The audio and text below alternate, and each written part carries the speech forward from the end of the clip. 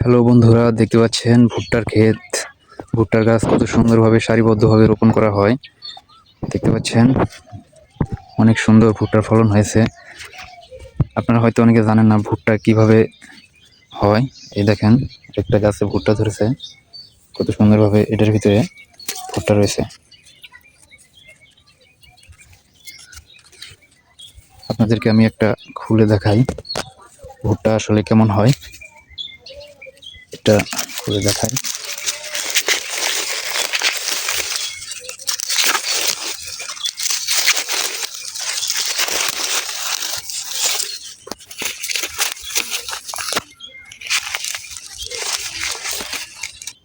দেখুন কতগুলো পর্দার ভিতরেই ভুট্টা হয় এবং অনেকগুলো আবরণ সরিয়ে এরপরে এটাকে বের করতে হয়, এভাবে গাছ থেকে ওঠানো হয়।